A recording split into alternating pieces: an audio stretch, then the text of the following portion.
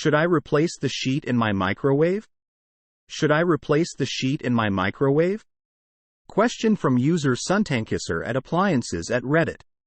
Answer.